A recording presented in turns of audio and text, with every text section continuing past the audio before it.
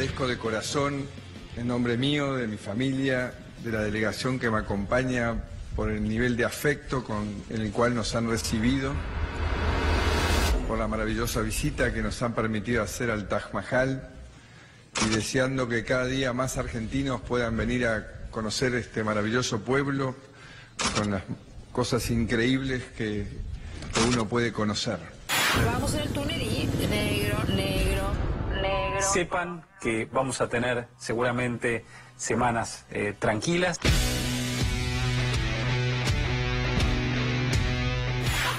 No estamos cortando la calle, que no estaría mal, digo, pero no estamos cortando la calle, estamos vendiendo verdura para toda esa gente que está allá, esos abuelos, esos jubilados que le tocaron el bolsillo. Empujones y corridas, empiezan a tirar cosas, bueno, está muy tensa la situación. Hay reclamos, hay demandas y usted dice que hay respuestas. ¿Cuál sería el motivo entonces?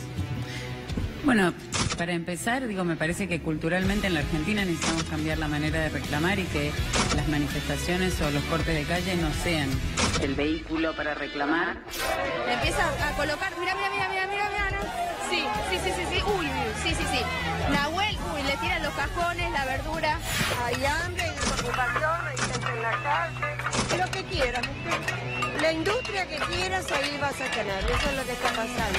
Contestaron más de 600 empresarios pymes y nos dieron cifras catastróficas que demuestran el industricidio que hoy se está viendo en nuestro país. 30 obreros tenía, sanitos y limpitos, y máquinas, las mejores del mundo tenía. Y ahora que tengo catujas, sí, eso tengo catujas, camisas, montañas de camisas. ¿Acaso con la camisa se pueden levantar los créditos, No, ¿y quién compra hoy camisas nacionales, ¿Quién? Los locos. Si en Taiwán son más baratos. ¿Y por qué? A ver, dígame por qué. ¿Usted sabe por qué? Yo le voy a decir por qué. Porque en Taiwán no hay obreros, hay esclavos. Eso es lo que pasa. La fábrica de colchones suspendió por 15 días el personal. La de cortina americana quebró. Don Rubén. ¿Cobraste? Ahí tiene. ¿Qué es esto? Bolsas para basura. Dice que si no las quiere las lleve de vuelta. ¿Plata? No hay.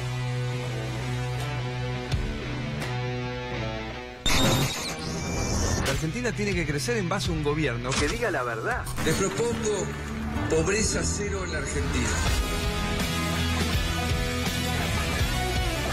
La economía habla todos los días, lo que ha deteriorado este gobierno no es la economía. Es como viven los argentinos. En 4 cuadras hay 24 comercios cerrados, decenas de comercios que cierran por día producto de esta crisis. Salió un informe privado que dice que cerraron 2.500 comercios solamente en Ciudad de Buenos Aires y solamente en el mes de enero. Hemos recorrido distintos lugares donde la situación es la misma. Locales que tienen que bajar sus persianas porque no tienen para pagar el alquiler, dado que subieron los servicios y las ventas cayeron. Esto de los 2.500 comercios que cerraron en enero, recuerda la convertibilidad. Llegamos a tener una tasa de desempleo del 27%. Esto de la reducción del poder adquisitivo de la mayoría del pueblo y el incremento de las tarifas que hace insostenible la actividad, vuelve a traer ese escenario, ¿no? Bueno, evidentemente estamos hoy atravesando una recesión, lo sabemos y sabemos que los argentinos están atravesando un momento difícil. Está enojada la gente, señor presidente, hay gente enojada. Y sí, claro que sí. Y los entiendo, hay gente enojada. Yo diría que además mucha gente angustiada porque cuesta más llegar a fin de mes. La Argentina venía hace muchos años viviendo por arriba de sus posibilidades. 2,9%, datos oficiales, y luego de que en el año 2018 llegara esta cifra al 47,6%, la más alta en 27 años. Pero lo que pega en la canasta alimentaria, lo que pega en la canasta básica, lo que sube el precio de la pobreza, subió más, 3,4% alimentos es la inflación de enero. Nosotros queríamos un acuerdo rápido y además queríamos un acuerdo serio y responsable con la banca internacional. Creo que hemos cumplido con ambos objetivos. En la Argentina es uno de los pocos casos de negociación reciente de la deuda externa en donde en muy poco tiempo hemos logrado un acuerdo sustancial y significativo para el país. Confianza con los distintos organismos internacionales. De hecho, esta misión a la que nos referíamos antes del Fondo Monetario tiene que ver con esto, con un plan que está llevando adelante el gobierno argentino y que por supuesto implica endeudamiento. Cuando este gobierno llegó e instaló como eje de la política económica la bicicleta financiera, decretó libre ingreso e ingreso de capitales, planchó el tipo de cambio para los amigos sobre todo, y fue la tasa del interés al infinito. Bueno, el año 2016 estábamos pagando a la especulación financiera 22-23% anual en dólares. Sí. Es decir, lo que en el mundo sacaban en 18 años, acá se lo daba hace menos. Y la verdad que nosotros sufrimos un tarifazo del 1500% de que empezó este gobierno hasta ahora. Los pobres somos cada vez más pobres y estamos más alejados.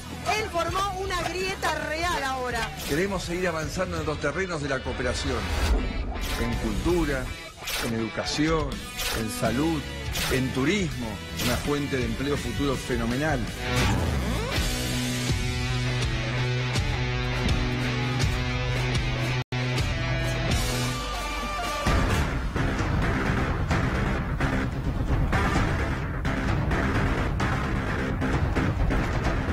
Dicen que no hay respuestas erróneas, dicen que en realidad lo que hay son muchas veces preguntas incorrectas que no dan en el foco mismo de lo que se está discutiendo, de las cuestiones que son centrales. Y yo quiero dejar planteada esta noche 2 o 3 preguntas que sin ninguna duda vamos a tratar de responder.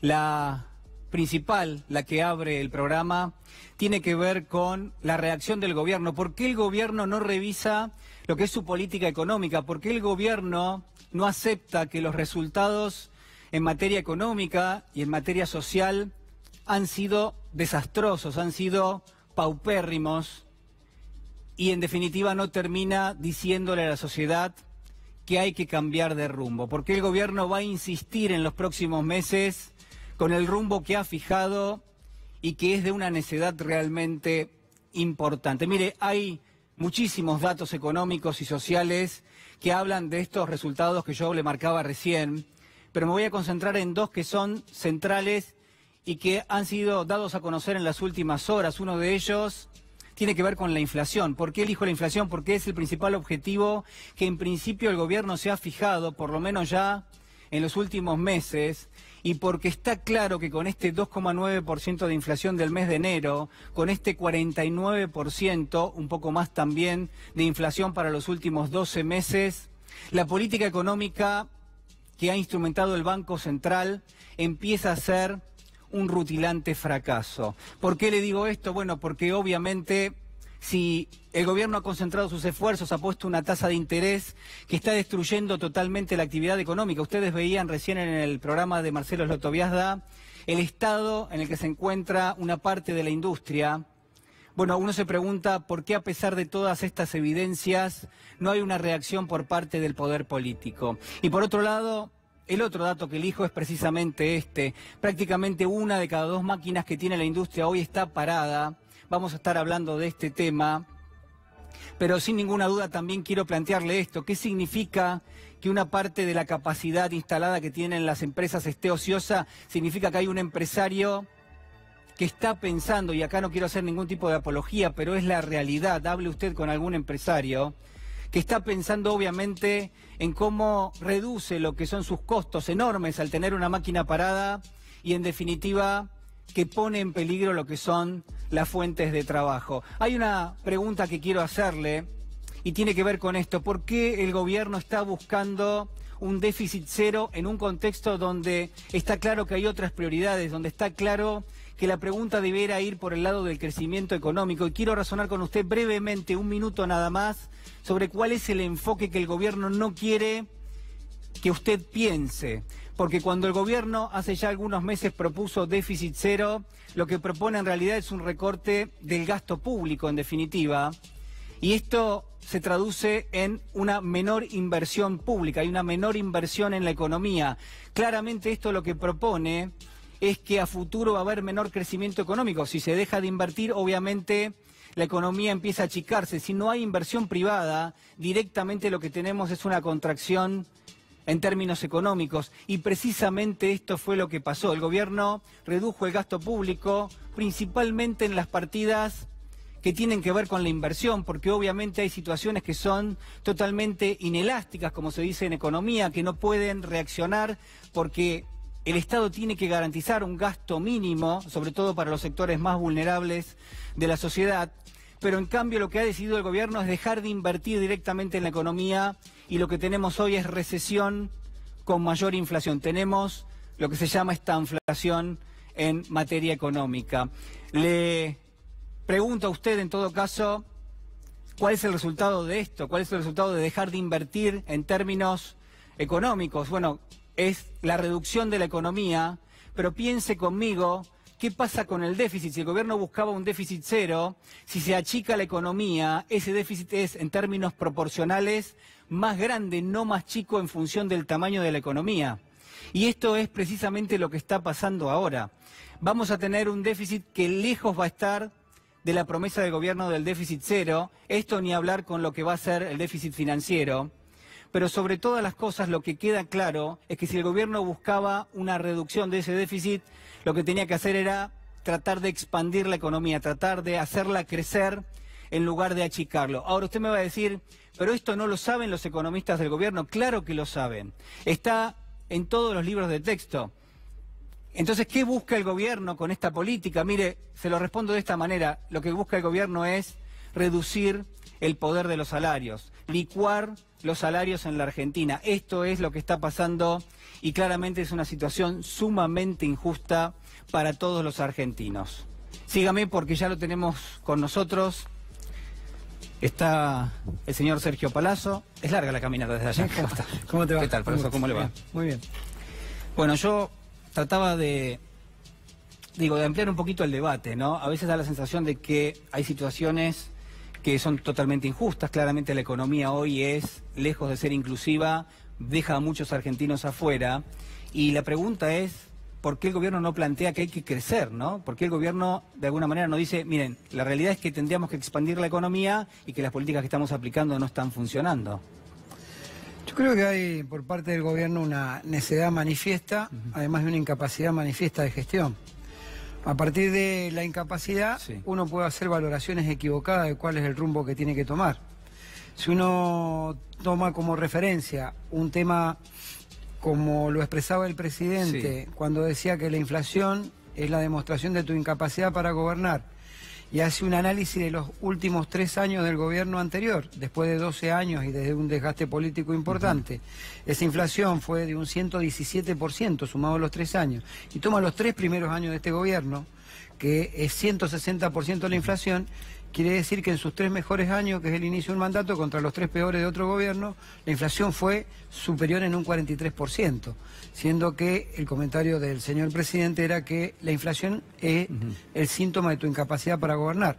Creo que a partir de la incapacidad es de donde se toman decisiones absolutamente desacertadas y también tienen un componente ideológico que tiene que ver con un sistema de concentración económica donde los ricos van a ser cada vez más ricos y los pobres cada vez van a ser más y más pobres. Bueno, eso le iba a preguntar, ¿no? Porque, a ver, si nos atenemos a lo que es la ciencia económica, ya con los resultados que tenemos hasta ahora, el gobierno debiera revisar el plan económico, cambiar a los funcionarios mínimamente y decir, bueno, vamos a aplicar otra receta porque esta no funciona. Ahora, salvo que hayan venido a hacer esto. Eso le iba a preguntar, digo, hay un componente, usted decía, que es ideológico. Sí, claro. Ellos sostenían en un principio de su gestión que había que reducir el costo argentino, interpretando como ellos los derechos de los trabajadores y particularmente el nivel del poder adquisitivo del salario. Los salarios directamente. Claro, si vos tomás la referencia 2015, lo que era el salario de la actividad privada promedio, que estaba en 15.500 pesos, y lo proyectás por este índice de inflación reconocido del 160 en estos 3 años, tenés una pérdida del poder adquisitivo real del salario del 22%.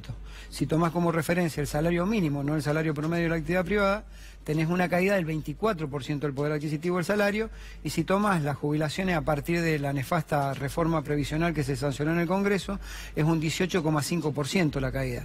Quiere decir que ese costo argentino que ellos vinieron a bajar, de hecho lo han conseguido, sin necesidad de poner un decreto de rebaja salarial como fue el de la Alianza. Ahora, Palazzo, ¿esto va a seguir? Usted es, bueno, titular secretario de la Asociación Bancaria, también es parte de lo que se llama la Corriente Federal de los Trabajadores. Digo, tienen una responsabilidad ustedes desde el punto de vista sindical. Sí, por supuesto. ¿Ustedes cuál es la proyección que hacen este año? ¿Va a ser un año donde el salario también va a perder contra la inflación? Lo primero que quiero decir es que el movimiento obrero no estaba a la altura de las circunstancias. Cuando a vos te suben el gas el 3000%, cuando te suben el 2150% las boletas de electricidad y el 500% aproximadamente el agua como ha subido, y no hay una reacción por parte de la CGT, creo que no se está cumpliendo el mandato de representar a los trabajadores como se tiene que hacer. Primera autocrítica que hago, aún no estando en el Consejo Directivo, creo que en menor medida, pero las generales de la ley nos caben a todos. Lo segundo, creo que va a ser un año de mucha conflictividad, porque el gobierno, lejos de rectificar su rumbo económico, lo ha ratificado con el acuerdo con el fondo, que ahora le exige, entre otras cosas, profundizar en cuanto a la ley de reforma laboral y quitarnos derechos. Ya nos quitaron poder adquisitivo, ahora nos quitan derechos, o pretenden quitarnos derechos, que también es salario diferido de los trabajadores. ¿Se equivocó perdón, iba a decir el gobierno? Tuve un lapsus. ¿Se equivocó la CGT cuando levantó la medida de fuerza el año pasado? Yo creo que la CGT se ha equivocado, los compañeros que están a cargo de la CGT, en no tener una posición de confrontación más dura con el gobierno. Creo que en la primera instancia, cuando el gobierno defrauda el diálogo, y esto es el día que decide el presidente de la Nación vetar la ley antidespido, que es sancionada en el Congreso, la CGT debió hacer un análisis crítico de lo que iba a hacer este gobierno, y en lugar de eso optaron por un camino de diálogo que creo que no ha sido fructífero y por el contrario ha sido muy perjudicial para los trabajadores. ¿La CGT tiene que tomar ahora una medida de fuerza? Sí, yo creo que tiene que haber, y por eso la Corriente Federal se lo ha pedido, un confederal para discutir un plan de acción. Porque no puede ser que los salarios hayan caído el 22, el 24 el salario mínimo, el 18 los jubilados, y estemos sin un plan de acción. Pero se podría llegar independientemente de que en la actividad nosotros hemos logrado un acuerdo que ha logrado empatar a la inflación. Sí, en el caso de los bancarios, dice usted. Sí, pero no somos una isla nosotros, ¿no? Y creo que tengo que actuar como dirigente en función de lo que le pasa al conjunto de los trabajadores y no solamente quedarme en lo que pasa en mi actividad. ¿Pero se podría llegar a un paro? Yo creo que es absolutamente necesario. O sea, ¿es necesario que la CGT haga un paro, dice usted? Sí, por supuesto. ¿Y están dadas las condiciones ahora para que eso tenga lugar? Vuelvo a decirlo, hay 9.600 empresas pyme menos en la Argentina, que son las grandes generadoras de empleo en la República. Una capacidad ociosa, como lo mostrabas vos, como lo mostraba recién Marcelo en el programa anterior, de más de un 50% de capacidad ociosa en la industria. 110.000 puestos de trabajo que se perdieron en la industria. 3.000% de aumento en el gas, 2.100 y pico en la electricidad, más de 500 en el agua, caída del poder adquisitivo del salario. Creo que las condiciones fácticas están dadas para una medida de fuerza. Palazzo, quiero preguntarle por la política. Obviamente es un año electoral, pero hoy hemos tenido una o dos noticias de importancia enorme, ¿no? Una de ellas ha sido que la Cámara de Casación rechazó lo que era la excarcelación del ex vicepresidente Amadou Boudou y volvió a ser detenido y está ahora en el complejo penitenciario de Ezeiza. Fue trasladado hace apenas algunas horas. Digo, ¿cuál es la lectura que hace de esa situación? Mi lectura respecto a la situación y la incidencia de la justicia en la política es que hay medidas que se están tomando que van en sintonía con lo que el gobierno necesita en tiempos de crisis y de que no puede explicar. Por supuesto que nadie puede estar de acuerdo de ningún hecho de corrupción y todos decimos que hay que investigarlo, y si hay responsabilidades, que al que le quepa el sayo que se lo ponga. Pero es llamativo que la justicia tome algunas determinadas decisiones cada vez que el gobierno tiene índices negativos que no puede explicarle a la sociedad respecto a su gestión de gobierno. Entonces veo que hay una mezcla entre política y justicia que no le hace bien al Poder Judicial, porque hay cientos de jueces y muchísimos funcionarios judiciales, empleados judiciales que hacen bien su trabajo. Bueno, en el caso de Amadou Boudou, él tiene una sentencia a cumplir por lo que fue la compra-venta de la ex Chicone Calcográfica, pero esa sentencia no está firme. No está firme. Y lo que decía hoy el fallo es que en principio se le observa como una actitud prepotente, que por esa razón tiene que estar detenido. Prepotente. Sí. Generalmente, no soy abogado, pero tengo entendido que el peligro que implica una excarcelación para que vuelva a ser encarcelado una persona, o para que esté en un proceso encarcelado, tiene que reunir dos requisitos. Uno, que pueda alterar el normal funcionamiento del proceso, cosa que no puede hacer porque no está ocupando ningún cargo público ni tiene incidencia, y la segunda es un peligro de fuga. Son los dos presupuestos que hay que reunir para que una persona esté encarcelada durante un proceso. Creo que ninguno de los dos lo reúne en este caso el ex vicepresidente, porque siempre estuvo a disposición de la justicia y porque no tiene ninguna posibilidad de entorpecer. O sea que desde una humilde opinión de alguien que no es abogado, pero que tiene cierta lógica y razonabilidad en el análisis, me parece que es incorrecto que esté detenido. Sí, Amadou estaba totalmente a derecho, ¿no? Digo, cada vez que lo llamaba el juez, él asistía. No, daba la sensación de que no había un peligro de fuga, ni mucho menos. Quiero preguntarle por la potencial candidatura de Cristina Fernández de Kirchner, digo, en un contexto donde todavía las candidaturas no están definidas y donde hay quienes especulan que quizás Cristina podría no ser candidata. ¿Qué le parece a usted? Que yo creo que para tener una chance electoral y la posibilidad de modificar los destinos de la nación argentina, de esta triste realidad que impone el gobierno y las políticas de Mauricio Macri, se necesita la unidad más amplia posible, en donde todos los actores participen de esa gran paso que se tiene que dar para que surja de ahí un candidato con verdaderas chances de poder cristalizar un triunfo electoral en el 2019. Entre ellos está la ex presidenta de la Nación, y por supuesto que habrán otros candidatos. Nadie puede negar el poder electoral que tiene Cristina Fernández de Kirchner y que es absolutamente necesario para ganar una elección en un proceso electoral.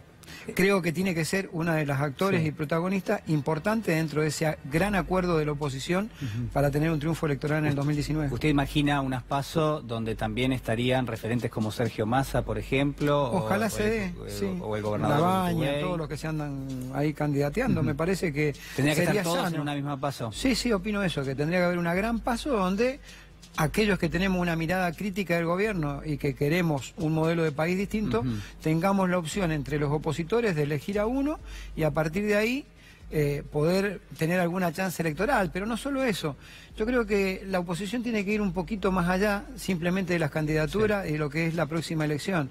Y debería, con cierta razonabilidad para seducir a la sociedad argentina, establecer por lo menos 10 políticas de Estado en las cuales ya empiecen a trabajar juntos en el Congreso. O sea, ¿usted imagina que hay que hacer propuestas? Claro, por supuesto. Creo que hoy se tendrían que juntar los equipos técnicos de Cristina Fernández de Kirchner, de Sergio Massa, de Roberto Labaña. Es decir, ¿qué políticas pueden servir para sacar a la Argentina adelante de esta profunda crisis? 5, 6, 7, 10 políticas. Avancemos en el Parlamento todos los bloques de la oposición, independientemente de lo que vaya a pasar después con las candidaturas, pero avancemos con esto. Eso sería un gesto de seriedad de la oposición para transmitirle a la sociedad y para transmitirle al resto del poder en la Argentina y en el mundo de que va a haber un frente que no solamente electoral, sino con propuestas. Ahora, cuando uno analiza los resultados electorales, la expresidenta Cristina Fernández de Kirchner perdió en las últimas 3 elecciones. La pregunta es, en el caso que ella sea la candidata, ¿tendría que hacer algún tipo de autocrítica? Yo creo que sí, todos tenemos que hacer autocrítica para que el presidente de la República Argentina sea Mauricio Macri y las corporaciones tengan la incidencia en la cosa pública que tienen gracias a la llegada de Macri al poder. Todos los sectores, no solamente la expresidenta, las organizaciones sindicales, sociales, los partidos políticos, nos tenemos que hacer una profunda autocrítica. La derecha gobernó siempre en la Argentina por vía de los golpes militares o por vía de testaferro. Esta vez ganó por una elección y la perdimos nosotros. En ese sentido quiero preguntarle si usted ve, en principio, de las plataformas políticas que se están observando, si ve que ya hay trabajo en concreto o por ahora todavía se sigue dialogando a un determinado nivel donde va a pasar mucho tiempo para que los argentinos empiecen a enterarse cuáles son las medidas que podría tomar el nuevo gobierno. Yo veo con cierta preocupación que hay más intención o más preocupación por discutir candidaturas que discutir un proyecto de cómo sacamos a la Argentina adelante. Eso me preocupa, porque como representante de una organización sindical dentro del marco del movimiento obrero que está sufriendo consecuencias muy severas con la política de Macri, desearía que los actores políticos que se postulen para ser presidente en la República Argentina estén discutiendo política, más allá de que lógicamente quieran discutir sus candidaturas, pero vuelvo a decirlo, si nos pusiéramos de acuerdo 10 políticas de Estado para sacar a la Argentina adelante y el Parlamento empezara a funcionar así, creo que es un gesto de seriedad en donde después es más fácil resolver el tema de las candidaturas. Te hago la última, Palazzo. ¿El gobierno le parece que va a buscar la flexibilización laboral este año? Al menos los trascendidos dicen que podría ser, ¿no? El gobierno de Macri hasta el último día de su gestión, y aunque no tenga ni un ápice de poder, va a buscar una reforma laboral y va a buscar profundizar el ajuste. ¿Cuál es la respuesta que ustedes están dispuestos a dar? Desde el sector que represento como organización sindical, que es la bancaria, y dentro de la corriente federal y el frente sindical que hemos conformado con otras organizaciones, es la resistencia a esta política. Nosotros hicimos una gran marcha en diciembre del 2017, cuando fue el tratamiento de la reforma previsional, tributaria y laboral, y lograron sacar la reforma previsional y la tributaria, pero no la laboral. Y en ese entonces no éramos tantos argentinos descontentos, éramos un puñado de organizaciones, habían muchos afiliados y de distintas organizaciones, pero hoy somos más y creo que tenemos el poder suficiente, si lo sabemos articular, para que no prospere una situación de flexibilidad laboral en la Argentina. Para eso, muchísimas gracias. No, gracias a ustedes, muy amable. Muy amable. En instantes está con nosotros Ricardo Foster, ahora el informe.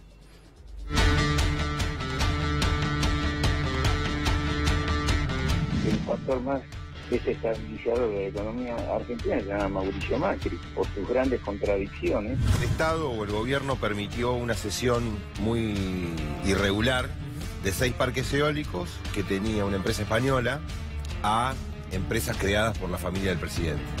Las crearon en 2016 específicamente para quedarse con esa concesión. Este modelo no cierra por ningún lado. ¿Es confiable el precio 48 pesos del dólar a fin de año? No, porque si la inflación no va a bajar de 40% como es mi estimación este año, con un dólar que estaba a 36 pesos a fin de año, multiplicar por 1,40 y te va a dar un dólar superior a los 50 pesos. La situación en general hoy de la industria es que está trabajando al 50% de su capacidad instalada. Yo prefería no hablar del textil porque lo del textil es todavía peor. Es lo peor, claro. Es peor, la capacidad instalada hoy está a menos del 50% utilizada en el sector nuestro. Esto significa la mitad de una fábrica paralizada. Sí. O la mitad de la fábrica. O la mitad de las fábricas paralizadas. Y acá sí tenemos que destacar especialmente la responsabilidad social empresaria. Si nosotros no entendemos como empresarios que esto lo tenemos que sostener entre todos, esto se cae como un castillo de naipes. Habían estimado las consultoras privadas que estaban hablando entre 2,4 y 2,7, 2,9 termina siendo el número. Aumentó muy fuerte los alimentos. La batalla contra la inflación es una batalla que se gana todos los días y para un país, y usted lo reconoce bien, que en los últimos 50 años ha tenido inflaciones promedio de casi el 70% anual, esta es una batalla de mediano plazo. Nuestro centro de atención a la economía está en la generación de empleo formal, de calidad y con derechos que pueda proteger a los trabajadores. Porque los salarios no van a aumentar en la misma proporción. Y los saberes de los jubilados y pensionados tampoco. De modo que la pérdida en la capacidad de compra de los salarios, que se viene registrando desde hace casi 3 años, va a continuar durante todo este año. Tremendo, esto que habla de cierres y cierres de locales es un fenómeno de la clase media, que era un poco el sujeto al que el gobierno de Macri le dedicó y le regaló sus más grandes mentiras, porque se presentó como un gobierno de la clase media.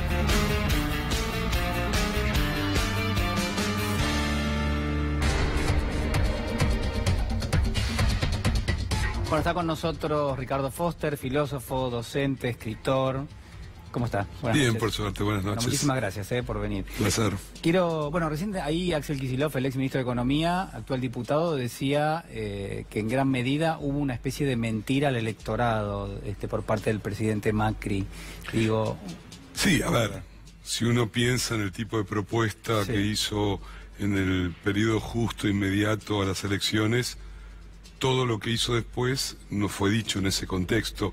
Sin embargo, no es una sorpresa el tipo de medida. Primero, pues yo creo que si uno mira mínimamente la historia de los últimos 30 años a nivel regional y global, el neoliberalismo ha generado un proceso de desgaste no solamente de los sectores asalariados, trabajadores, populares, sino que ha producido también una caída vertiginosa de la clase media en general, tanto en los países desarrollados, europeos o Estados Unidos, como obviamente en los países periféricos, porque esto apunta a una recomposición muy profunda de la sociedad, de la lógica económica, cambia también la relación entre las clases medias y el Estado, funda un principio de organización mucho más jerárquico de la organización social, plantea una concentración de la riqueza de un modo cada vez más exponencial en menos manos,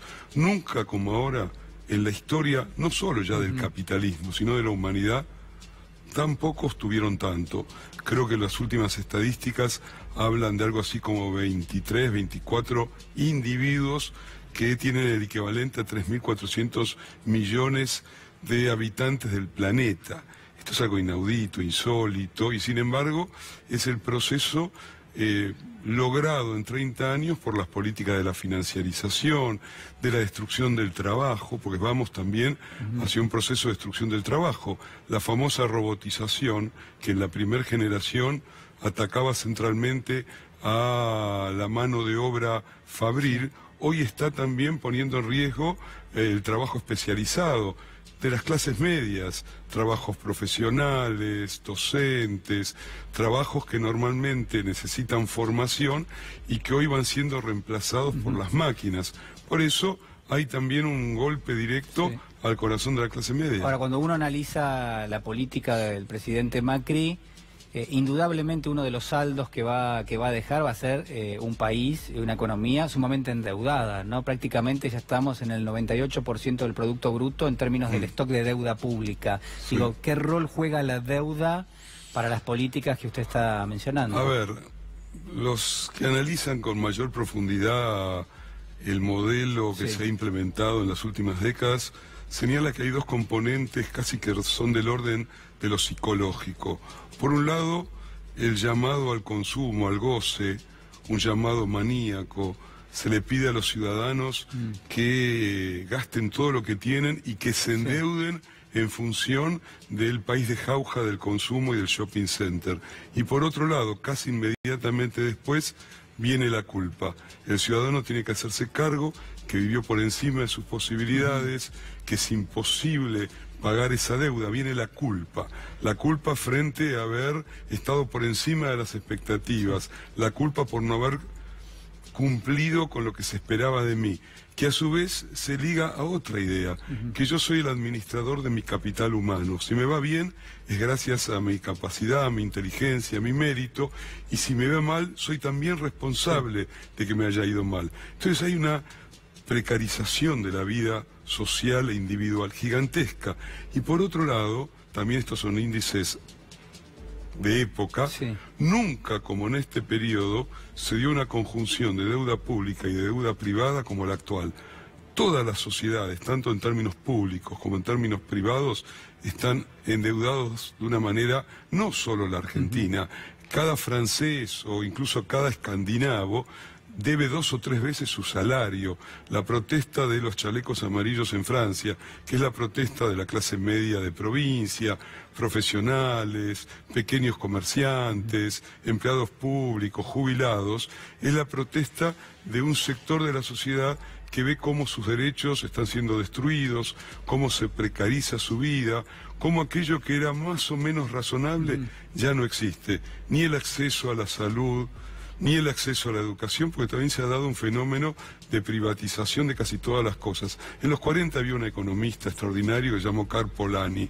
Polanyi hablaba de las mercancías ficticias, la tierra, ¿no? El trabajo, la gran transformación, el trabajo y el dinero, que sí, el sistema transformaba esas mercancías ficticias en pura mercantilización, estábamos en el orden del horror. Eso es lo que hoy existe en las sociedades contemporáneas. Ahora, Foster, usted está describiendo una sociedad, y lo pregunto en estos términos, digo con todo respeto, pero una sociedad donde los pobres parece que sobran, en definitiva. Absolutamente. Pues, o sea, lo que usted está describiendo es las políticas, bueno, que tenemos en la Argentina, pero que también conforman un mapa mucho más global. Lo que se está proponiendo es que hay un sector de la sociedad que sobra, digamos, para la cual no hay nada. Absolutamente, así como el viejo capitalismo necesitaba un ejército de reserva para manejar más o menos el valor de los salarios, que era el centro de su reproducción de valor, hoy el sistema literalmente excluye, yo diría que a miles de millones de habitantes en la Tierra. El presidente Macri está en la India hoy. La India tiene una parte sustantiva de su sociedad fuera absolutamente del sistema. Eso sucede en infinidad de países de la África, de Asia, de América Latina e incluso también en los países más desarrollados. El caso estadounidense también es muy claro. Me parece que hoy estamos frente a una situación límite. Hay quienes hablan de los famosos 4 jinetes del apocalipsis del sistema actual. Un crecimiento amacetado ya hace mucho tiempo, los países centrales no crecen al ritmo que deberían crecer, e incluso a veces el crecimiento es tan mínimo que ni siquiera es crecimiento vegetativo. El segundo, lo acabamos de conversar, la desigualdad absoluta y abrumadora que hiere profundamente la vida económica y productiva. El tercero es el endeudamiento del que también hablamos, privado y público. Y el cuarto, que cada vez se habla menos, que es el de la sustentabilidad del planeta. El planeta no resiste más un tipo de economía que se funde en un extractivismo violento y en la lógica de lo que ha sido la energía petrolífera, etcétera, etcétera. Entonces, frente a eso, hoy hay que barajar y dar de nuevo. En la Argentina es claro que hay que ir hacia un gobierno que invierta radicalmente las políticas del macrismo, no solo por el daño actual que está haciendo el macrismo, que es feroz, sino porque un triunfo del macrismo aceleraría todas las condiciones para que el horror económico se siga profundizando en un sentido todavía mucho más duro del que estamos viviendo ahora. Pero también implica que tenemos que pensar no solo en términos provincianos, sino en términos, yo diría que incluso mundiales. Todos aquellos que podemos más o menos tener este tipo de debate, no tenemos que pensar solo en el cortísimo plazo. Tenemos que pensar en términos de cómo regenerar una economía que no sea depredadora del medio ambiente, cómo generar una economía que no expulse trabajo, sino que regenere trabajo, cómo generar una economía que sea más igualitaria, cómo defender a la democracia de un proceso que también se verifica en los últimos años, que es la cooptación por parte de los poderes económicos de la propia democracia. Ya no son los ciudadanos los que deciden sus políticas, sino que son el Banco Mundial, el Fondo Monetario Internacional, los tecnócratas, las grandes corporaciones, los que están decidiendo la marcha del planeta. Todavía nos queda algo muy fuerte, que es la capacidad de participación, la política, las elecciones, que pueden mover la vida de una sociedad.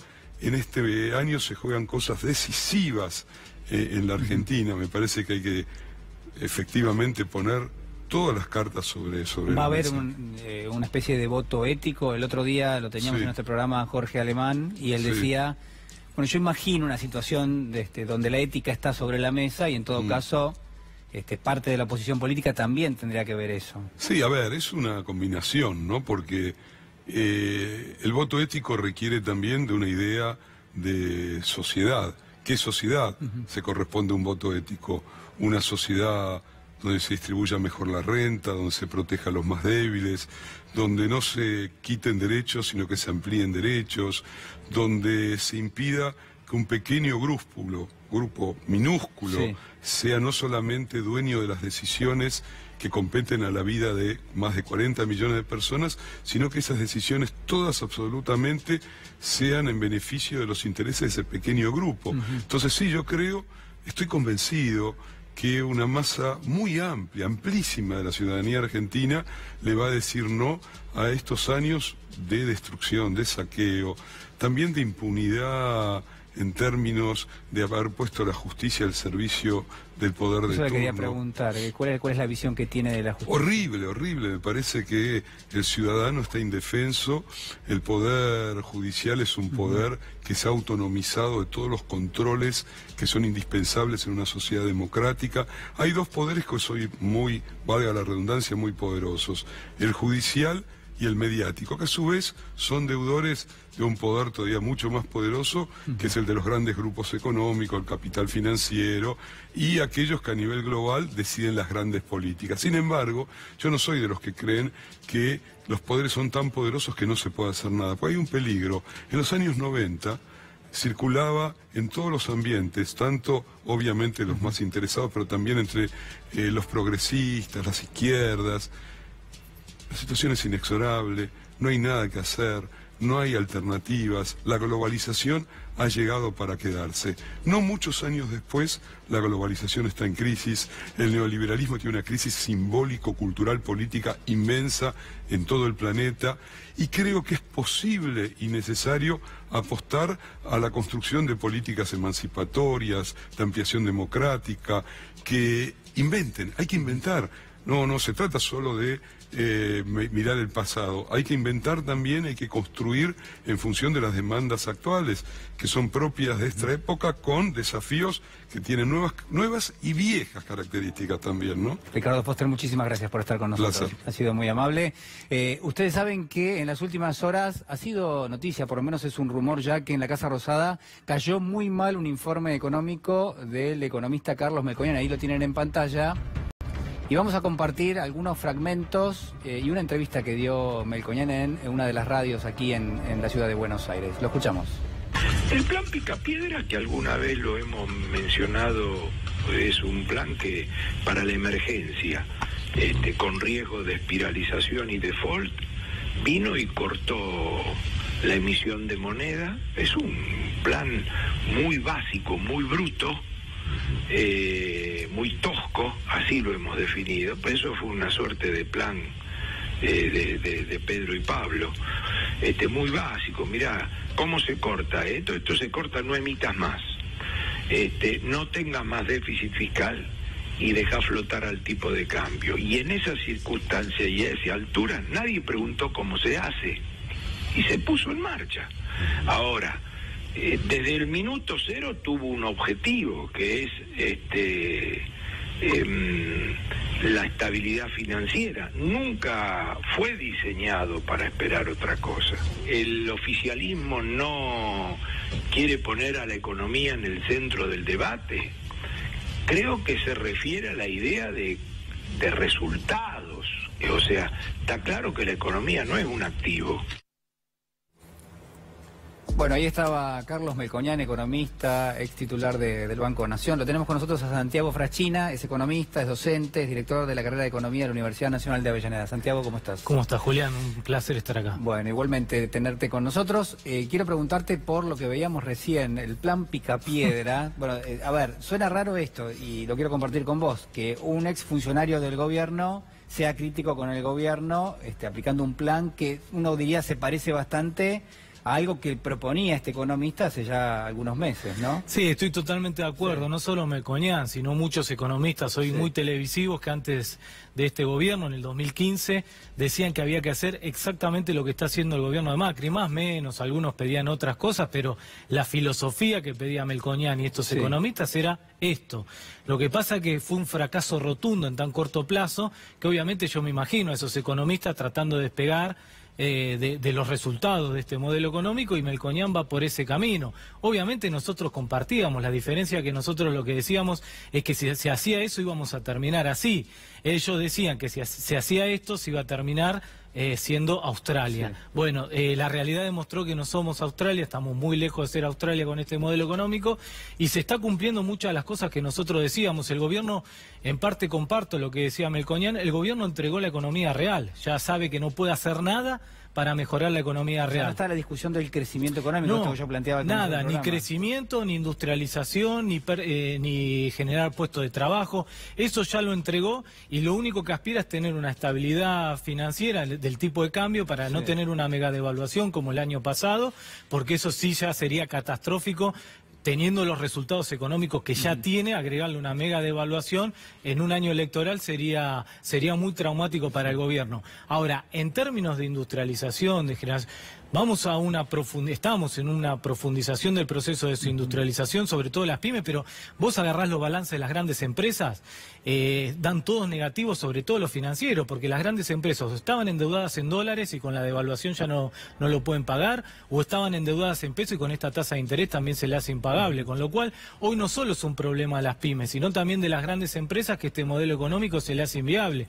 Yo vengo a una reunión con pequeños empresarios que estuvimos hablando sobre la situación económica y me dice, mira, nosotros el nivel de salario no lo podemos pagar, pero además ese salario no le alcanza al trabajador para llegar al fin de mes. Esa es la inconsistencia de este modelo económico. Y la pregunta es, bueno, y entonces, si los trabajadores y las pequeñas y medianas empresas están padeciendo este modelo económico, ¿quién se está llevando el excedente de la economía argentina? Y lo que planteaban las pymes eran dos sectores, las energéticas, que obviamente con el aumento de las tarifas de los servicios públicos, y el sistema financiero con las tasas de interés, es los que se están llevando el excedente que antes se lo llevaban las pequeñas y medianas empresas, la industria y la clase trabajadora. Claro, uno se pregunta porque la economía sigue generando excedente permanentemente, cuando se pagan tarifas cada vez más elevadas, obviamente eso repercute en donde, bueno, te sacan poder adquisitivo a vos y en definitiva a alguien se lo están transfiriendo, hay una transferencia de riqueza, esto que vos estás explicando. Efectivamente, no hay proceso de industrialización en ningún país del mundo si la energía y la comida es barata. Es decir, para vos lograr un proceso de industrialización, pero no solo en la Argentina, en cualquier país del mundo necesitas energía y comida barata. Son las dos cosas que este gobierno revirtió, porque hoy tenés energía cada vez más cara y además el punto de los alimentos. Digo, si la inflación es traumática, el año pasado 47.6 de inflación minorista, que tenemos que remontarnos a 1991 para tener un año tan inflacionario, el problema además es que de los rubros que más está aumentando son alimentos, con lo cual esto genera pobreza. Y obviamente, por eso es una inflación alta, pero además con un impacto asimétrico. La inflación está repercutiendo muchísimo más en los sectores más bajos ingresos. El decil más pobre tiene una inflación muchísimo más alta que el decil más rico. Inclusive el decil más rico tiene una inflación más baja que el promedio de inflación. Con lo cual tenés una inflación alta y que está impactando además en una fuerte concentración del ingreso.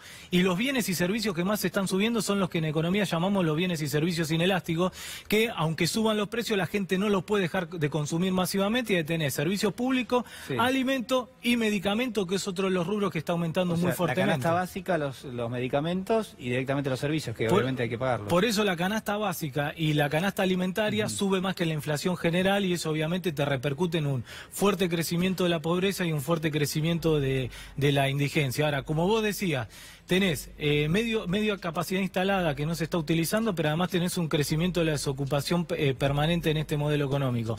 El que le tiene que dar racionalidad macroeconómica a todo esto es el Estado argentino, porque por un lado tenés gente que no consume porque no tiene trabajo y por otro lado tenés máquinas paradas porque no hay venta. Si el Estado le pone racionalidad macroeconómica y empieza a aumentar los ingresos y empieza a aumentar la inversión pública y empieza a aumentar la demanda, lo que vos vas a tener es que la industria y el comercio empiezan a vender más, con lo cual empiezan a invertir y producir más y eso empieza a generar que tomen trabajadores, con lo cual vos reducís la desocupación y generás que la capacidad instalada que no se está utilizando se empieza a utilizar. Y eso es darle racionalidad macroeconómica. Ahora, lo que no entienden es que esa racionalidad no se la puede dar ni la empresa, ni los sindicatos, ni los trabajadores, lo tiene que dar el Estado Nacional y eso es lo que le estamos pidiendo a este gobierno. ¿Uno puede negociar una salida con ese tipo de características, es decir, tratando de expandir la economía, tratando de incorporar a mayor cantidad de personas en el mercado de empleo, negociando en la mesa con el Fondo Monetario, o hay que hacer lo que dice el Fondo? No, bueno, hay que rediscutir el acuerdo con el Fondo Monetario Internacional. El Fondo Monetario Internacional